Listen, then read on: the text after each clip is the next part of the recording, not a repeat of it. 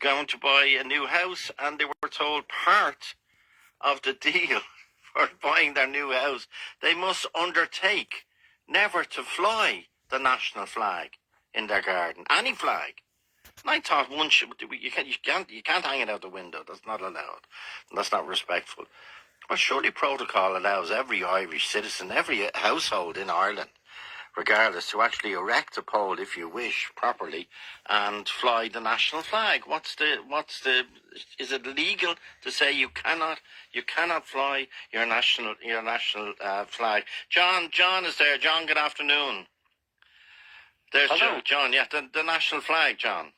The national flag. Well, I'm looking out the window, Joe, at the moment at my flag flying on my flagpole outside in the front garden. And they are constantly blowing in the wind. Well, do you know that new estates around the country are stipulating, even though it's your house, you're paying for it, or a mortgage, they're stipulating that you cannot fly the national flag in your own front garden. But who's saying that? The local residents committee? No, the sellers. The sellers? The developers.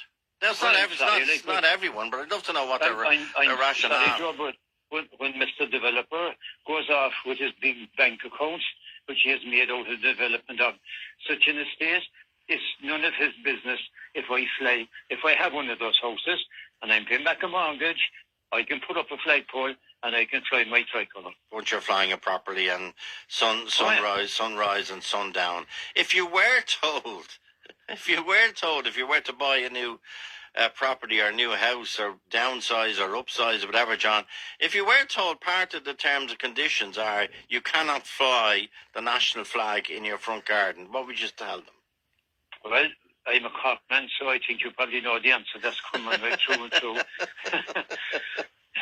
Has anyone ever objected to you, John, flying the national flag in your front garden? I had the flag up long outside my front garden on the pole when there was a lady came up and she was walking her dogs, and she remonstrated with me, Joe, and she said, you shouldn't do that, that's very disrespectful. Of course, I didn't know what she was on about. I said, excuse me, what are you saying? She said, the flag. I said, what about it? She said, you shouldn't be flying that outside your house. I said, why? That should be on in public buildings. I said, I'm sorry. I'm entitled to fly as an sovereign Irish citizen, sovereign Irish Republican, to fly my tricolour outside my property any time I want. It's got nothing to do with you. Please go away. I was very, very respectful, but I just told her politely to go away, Joe. And you know you're supposed to take it down at sunset. Do you do that? Yeah. Fair play. But another thing is, like, what I don't like as well, you see people there, even athletes where they wrap the flag around themselves after winning. Also, when you see people on protest, they wrap the flag around them. And the worst thing of all, when I see people writing stuff on it.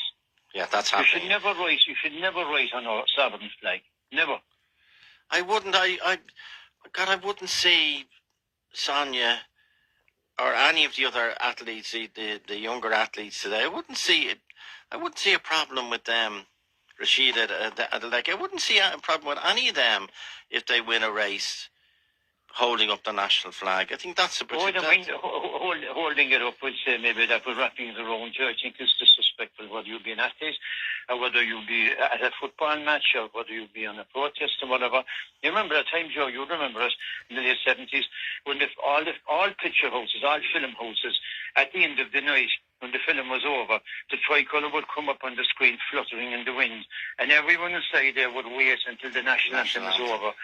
And it was the same every cabaret show you went to, every dance hall, the band at the end of the night, or single entertainer would play the national anthem. And there was a lot more respect there, a lot more. In fact, I was reading Keith Donald.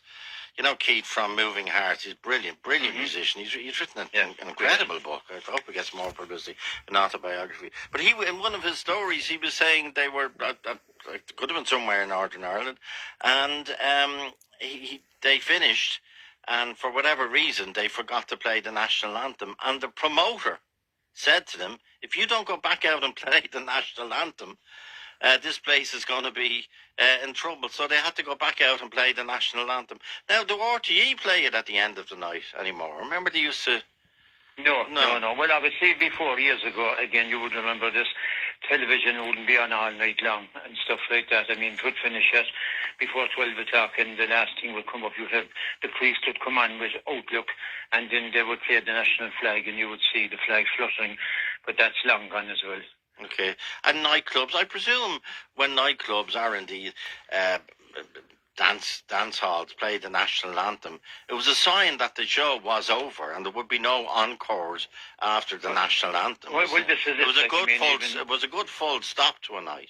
Well, I was even the like, so I was at many of the Tones gigs now there, and you know, when they would play the national anthem, you know, that was it. Like they'd come on for only to one course, but once the national anthem was playing by any group, that was it. And in fairness, even the fellas, no matter how drunk they were, Joe, that time, they would get up if they could hardly even stand, but they would stand for the national anthem.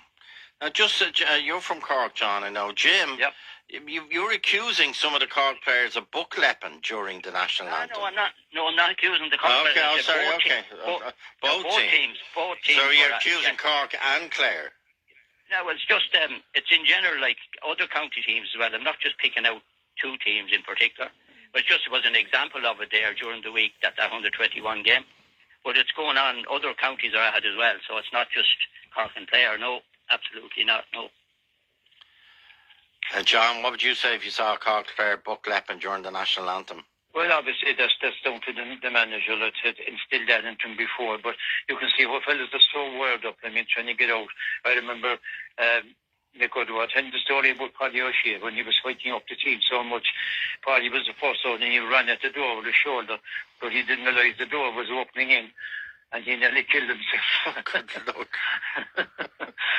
So they are, but as I say, the GAA say we are going to clamp down on it. Jim Campion, if you were to buy a house and you were told, even though it's your house, you were told you cannot fly the national flag in your front garden, how would you react?